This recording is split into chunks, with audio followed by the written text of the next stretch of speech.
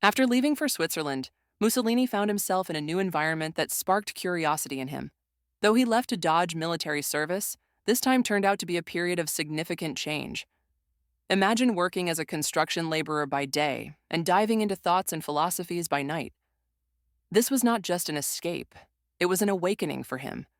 The hard labor and the intellectual exploration began to reshape his views on life and society. That's right. Among the thinkers he explored were Nietzsche, Pareto, and Sorel, figures who played a pivotal role in his intellectual transformation. Nietzsche's ideas on power, Pareto's sociological theories, and particularly Sorel's views on violence as a tool for societal change captured Mussolini's attention.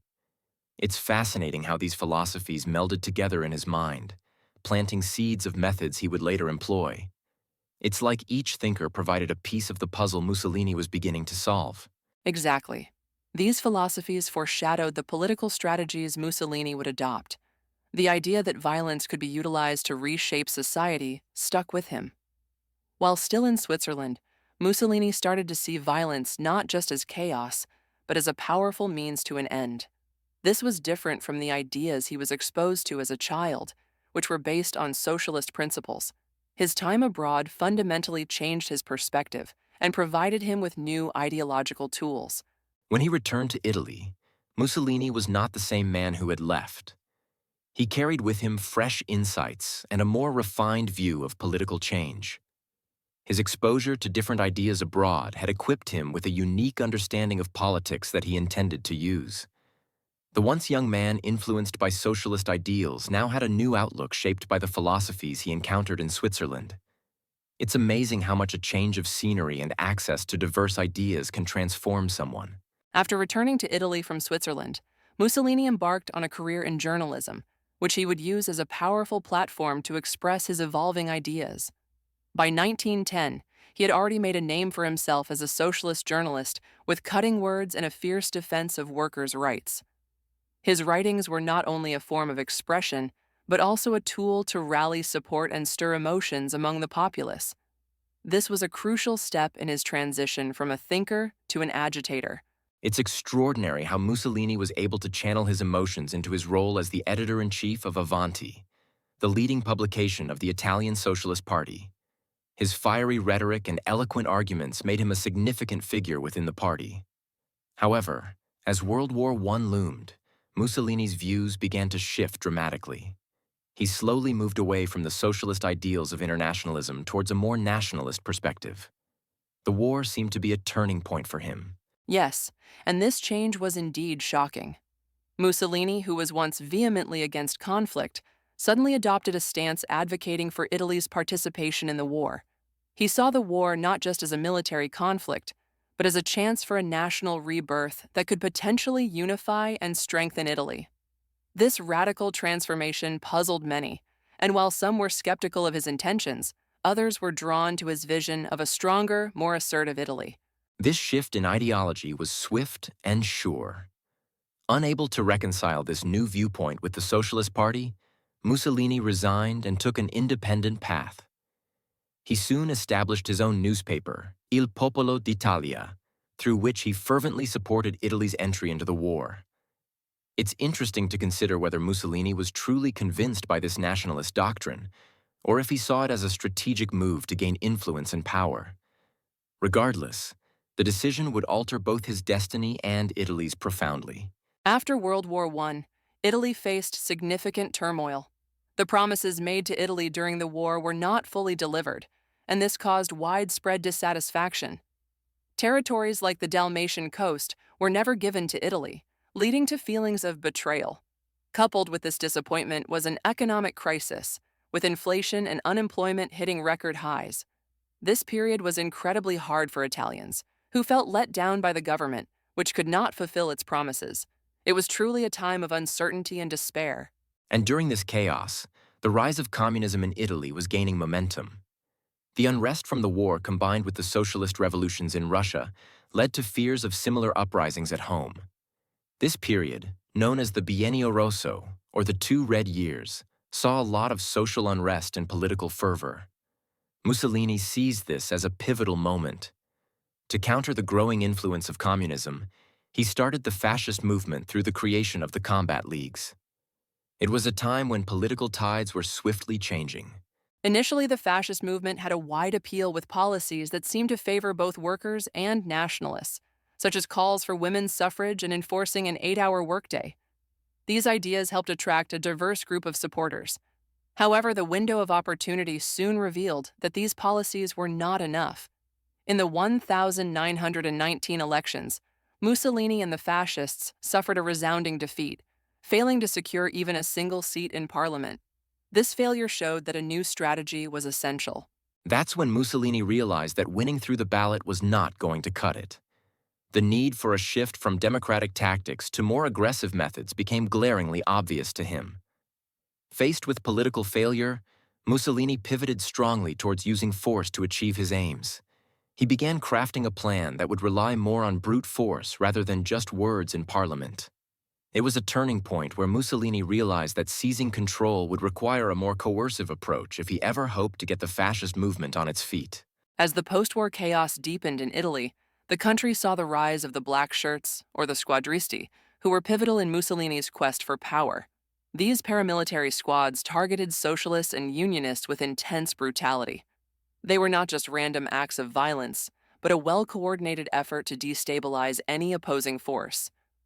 The squadristi would invade meetings, attack demonstrations, and spread fear in towns. Their violence was often justified as preserving order, but in reality, it was about dismantling opposition and consolidating fascist influence. It's shocking how the state seemed to turn a blind eye to these aggressive tactics. In fact, not only did the state allow these violent acts to go unchecked, but certain elites, like wealthy landowners and industrialists, even started to support Mussolini's cause. They saw him as a bulwark against communism. The growing political instability in Italy worked in Mussolini's favor. The failure of successive governments to maintain order and economic stability created a vacuum, one that Mussolini was eager to fill with his strongman image and promises of restoring Italy to its former glory. Mussolini cleverly navigated this period of instability to gain a foothold in the political arena. Even with the use of fear and violence in the streets, he managed to secure a place in parliament, riding on the support garnered by the squadristi's intimidation tactics. It seemed like the fascist party made more of a noise outside parliament, yet their influence was undeniable within those hallowed halls. The fear they instilled played a significant role in Mussolini's entry into the political sphere, where he could start to steer things from within. Indeed, the failures of the government partly laid the groundwork for Mussolini's rise. Every time the ruling leaders couldn't bring about stability, it made Mussolini's promises seem more appealing to the Italian public. He capitalized on this environment and presented himself as the only viable alternative to bring about the order and change that Italy desperately needed. As he stepped into the limelight of politics, he moved with calculated precision, recognizing every political misstep as an opportunity to further consolidate his power and broaden his base of influence. It was this strategic adeptness that enabled him to seize moments his opponents failed to notice. The tension in Italy was physical. You could almost feel it in the air as the fascists contemplated their next moves. Mussolini's bold threat to march on Rome wasn't just empty words. He meant business. The squadristi were ready to make it a reality, and it was evident they weren't afraid of using muscle to show their determination. Imagine thousands of black shirts, unwavering in their resolve, setting their sights on Rome. It's like something out of a dramatic movie, but very real. And the expected battle never occurred. King Victor Emmanuel III's refusal to deploy the army against the approaching blackshirts surprised many. Nobody wanted to risk plunging the country into civil war. The decision not to counter the fascists made things much easier for Mussolini. Instead of facing staunch opposition, he received an invitation to form a new government. It was as if the path had been cleared for him. It's fascinating how a leadership crisis in Italy opened the door wide for Mussolini to walk through. What was astounding about Mussolini's rise was how he framed it. A legal ascent, he called it. He walked into power without firing a single shot in Rome and presented it as a peaceful transfer of power. Yet, under the surface, it was a calculated and bold maneuver. He played on the chaos, managed the narrative, and made everyone believe he was the stabilizing force the country desperately needed. Mussolini wasn't just a leader, he was a master at shaping perceptions. Navigating his early years as prime minister was crucial for Mussolini. He started by building a government that resembled a coalition rather than a fascist stronghold. His diplomatic finesse was clear as he included various groups, even socialists, in his administration. But while things seemed inclusive on the surface, Mussolini had no plans of sharing power for long. He strategically positioned himself as Minister of the Interior, gaining control over the police, which shows how he was quietly laying the groundwork for a solid grasp over the nation's rule. Once Mussolini gained control of the government, his next step was to tighten his grip on Italy. He began by securing a powerful position for himself as Minister of the Interior, which gave him control over the police. This role was crucial because it allowed him to suppress opposition and ensure the loyalty of law enforcement. Additionally, Mussolini pushed through emergency decree powers. This move meant he could act without needing parliamentary approval, effectively centralizing power in his hands. You're right. Emergency powers were significant. Mussolini wasn't just satisfied with control over the police. He wanted to ensure that every aspect of Italian political life was under his influence. So, he integrated the fascist militias into the national security framework, effectively legitimizing their actions. By doing this, he turned paramilitary groups into official bodies answerable to him.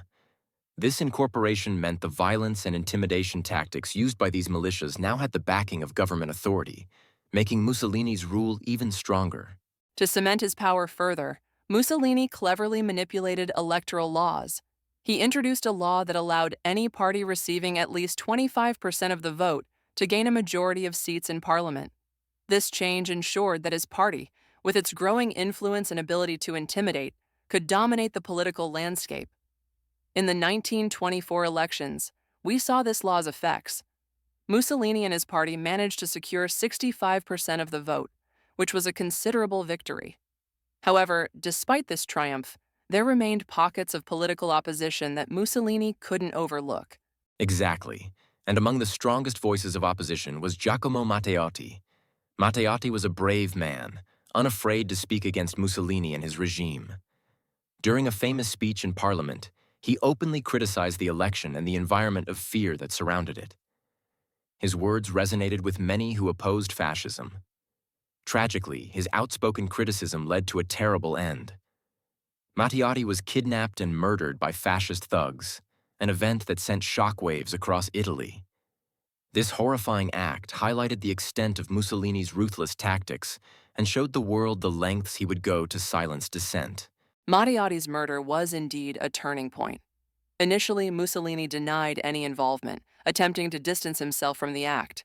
However, the public outrage and political pressure became overwhelming. By January 1925, Mussolini realized that denial was no longer sustainable. In a bold move, he admitted full responsibility for the political climate that led to the assassination. His admission was a clear message to any remaining opposition that he was unrepentant and ready to continue his path irrespective of the cost, consolidating his reign of dictatorship in Italy. Mussolini's admission was chilling because it showed a dictator unafraid to own his grip on power. It was as if he was saying to the nation that he would do whatever it took to maintain control. This confession marked the official end of any democratic facade his rule might have had. By solidifying his power through fear and systematic control, Mussolini made it clear that his standard of governance was based on absolute authority. His actions during this period planted seeds of oppression that would affect Italy for decades. Absolutely, this is a cautionary tale that we must not forget. The ambition that drove Mussolini also led him to embrace violence as a means to an end.